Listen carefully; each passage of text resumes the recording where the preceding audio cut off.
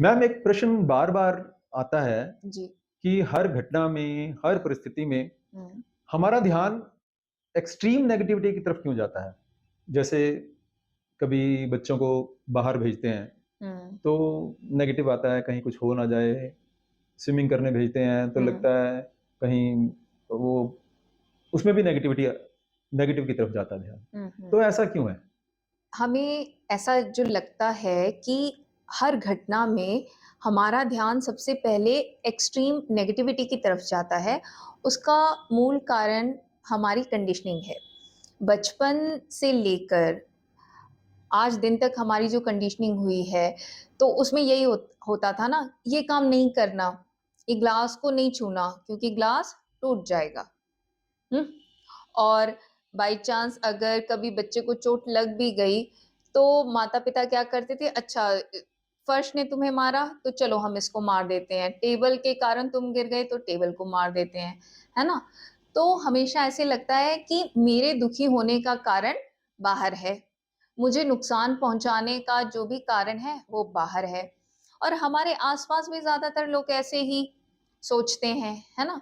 और हम ये भी देखते हैं कि जैसे किसी का कोई एक्सीडेंट हो गया, तो हमें लगता है कि बाहर से कोई दूसरा वाहन आया, उससे बंदा टकरा गया, हुँ? या कुछ बाहर ही था जिसके कारण उसके साथ बुरा हुआ, हुँ?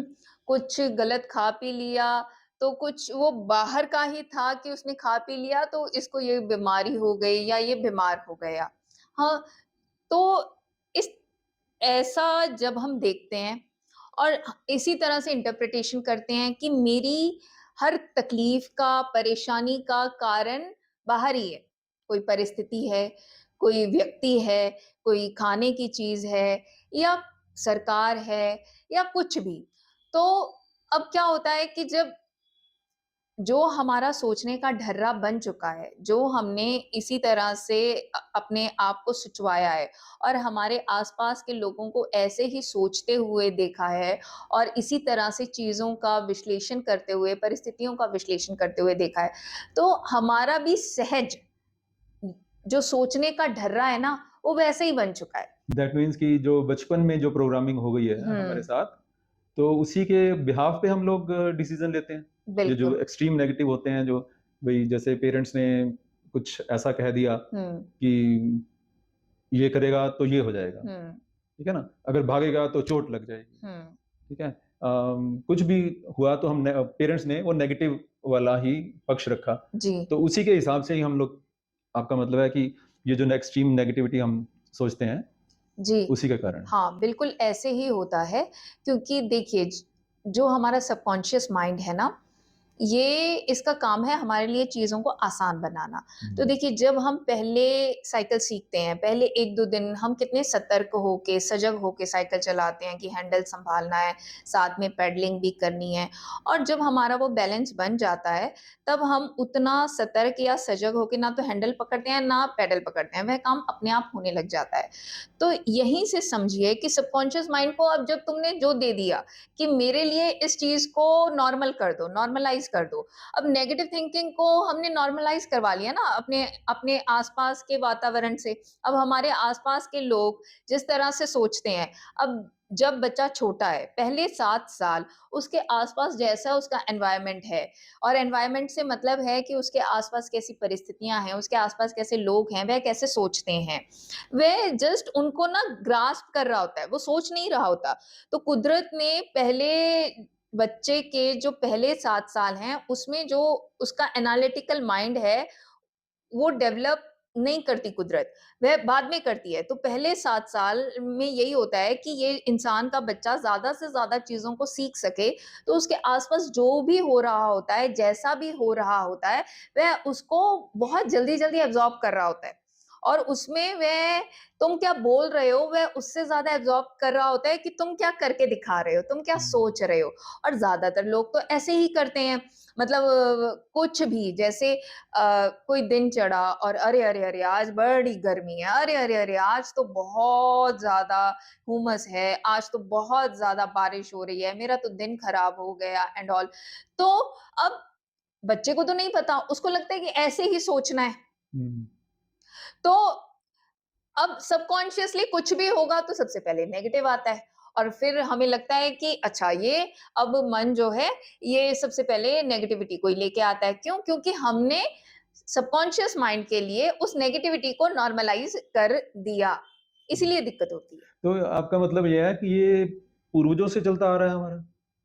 क्योंकि हमारे पेरेंट्स नेगेटिव सोच रहे थे, उन्होंने अपने ग्रैंड पेरेंट्स से यही सीखा होगा, बिल्कुल। उन्होंने अपने पेरेंट्स से ये सीखा होगा, तो हम्म। ये पीढ़ी दर पीढ़ी दर पीढ़ी दर जब बढ़ते-बढ़ते नेगेटिविटी इस समय एक्सट्रीम में पहुँच चुकी है। हाँ, क्योंकि जो आदतें हैं वो जेनेटिकली ट्रांसफर होती हैं। तो बहुत सारी आदतें हैं, वह जेनेटिकली ट्रांसफर होती हैं अनटिल एंड अनलेस कोई इतना जाग जाए, इतना सजग हो जाए, इतना अवेयर हो जाए कि बस अब मैं इस नेगेटिविटी को आगे अपनी लाइफ में या और किसी की भी लाइफ में ट्रांसफर नहीं करूँगा। अदरवाइज़ ये ट्रांसफर होता रहता है जेनेटिकली भी। तो इसका तरीका क्या है कि कैसे ऐसा क्या हो कि हम जो है नेगेटिव सोचना, बहुत ज़्यादा हर घटना में सोचना बंद करें? देखिए, इसका तो मैं बार-बार एक ही चीज़ कहती हूँ कि इसका एक ही तरीका है कि हम सजग हो जाएँ, अपनी सजगता को बढ़ाएँ और सजगता को बढ़ाने की जो कुंजी है वो है निरंतरता, कॉन्स्टेंसी। हुँ? हमें निरंतर सजग होने की प्रैक्टिस करनी है। सजग होने से क्या अभिप्राय है आपका? सजग होने से ये अभिप्राय है कि मैं जैसे कि मेरा मन एकदम से बैठे-बैठे मेरा मन हो कि अरे चलो अभी मीठा खाता हूँ, तो मैं एकदम से मीठा खाने को ना दौड़ूँ और पहले समझूँ कि ये जो मीठा खाने की मेरे अंदर इतनी ज़्यादा इच्छा उठी है, ये असल में चल क्या रहा है? मैं उस इच्छा का सच जानने की कोशिश करूँ। मैं ये जानने की कोशिश करूँ कि इस टाइम पर किस तरह की बायोकेमिकल रिएक्शंस हो रही हैं मेरी बॉडी पर और मेरे माइंड पर और मैं उसको समझूँ। तो जब मैं वह समझने लग जाऊँगा, तो वो सजगता का प्रोसेस शुरू हो जाता है। तो इतना ही मैंने स्वीकार कर लिया कि अभी मेरा मीठा खाने का मन किया और मैं इतना ही सजग हो गया कि देखो ये इच्छा जगाई, तो अभी मेरी ज़ुबान पर पानी आ रहा है और मैं ऑलरेडी एक्सपीरियंस कर रहा हूँ। टेस्ट ना, मीठे का टेस्ट मैं ऑलरेडी एक्सपीरियंस कर रहा हूँ, हुँ? तो फिर जब वो मीठा मैं खाता भी हूँ और तो भी मैं उसको एक्सपीरियंस करूँ कि अरे! पहली बार जब मैंने खाया ये मीठा ज़ुबान को लगा, तब मुझे बड़ा अच्छा लगा। मुझे लगा कि मैंने मीठा खा लिया। पर मैं ध्यान से देखूँ, तो ध्यान से जब मैं उसको देख रहा हूँ पूरी तरह से सजग होकर, तो क्या एक्सपीरियंस कर रहा हूँ कि ये मीठा तो धीरे-धीरे जो है ये फीका होता जा रहा है। हुँ, हुँ। जैसे-जैसे मैं इसको चबाता जा रहा हूँ या जैसे-जैसे इसमें सलाइवा मिक्स होता जा रहा है और ये चला गया और अ, अब जब मैंने ये खा लिया तो अब ऐसा कुछ नहीं लग रहा। हुँ, तो हुँ। मेरे को वो पॉइंट पकड़ में आएगा कि जस्ट मेरे को बस एक वो पीक मोमेंट चाहिए था कि जहाँ पर मेरी ज़ुबान से कुछ मीठा टकराए। हुँ। हाँ, और उसके लिए मैंने मैं कितनी ज़्यादा भावेश में आ गया कि मीठा खाना है, मीठा खाना है, मीठा खाना है और एकदम से, है ना? तो इसी तरह से हमें पूरे दिन में ना इसी तरह से बहुत सारे भावेश उठते हैं। बहुत सारे वेग उठते हैं और बिना कुछ सोचे-समझे हम उनके पीछे दौड़ते हैं। बस हम सजग हो जाएँ कि ये इस टाइम हो क्या रहा है? मैं अच्छा। ये जो कर रहा हूँ, मैं ये क्यों कर रहा हूँ? क्योंकि देखो ना कि किसी बंदे की प्रेज़ेंस में हम कुछ कर रहे होते हैं, कुछ कर रहे होते हैं। कई बार देखिए, अब जैसे एम्प्लॉयी और एम्प्लॉयर हैं। एम्प्लॉयर से कई हमारी बात नहीं होती, महीनों-महीनों तक बात नहीं होती। बट वन्स वो हमारे आस-पास है, तब कैसी होती है हमारी बॉडी लैंग्वेज या हमारी उस टाइम पर जो मन की दशा होती है, कैसी होती है? हम स्ट्रेस में होते हैं, हमें ये लग रहा होता है कि अरे देखो हम पे ना जैसे कोई चौकीदारी कर रहा होता है और हम बिल्कुल उस टाइम पे सहज नहीं होते, नेचुरल नहीं होते और बिल्कुल कुछ ऐसा करने की कोशिश कर रहे होते हैं जिससे सामने वाला प्लीज़ हो जाए और हाँ, ये जो है माइंड का सर्वाइवल मैकेनिज़्म होता है। हमारी कोई कमियाँ ना निकाल दे वो। हाँ, हाँ।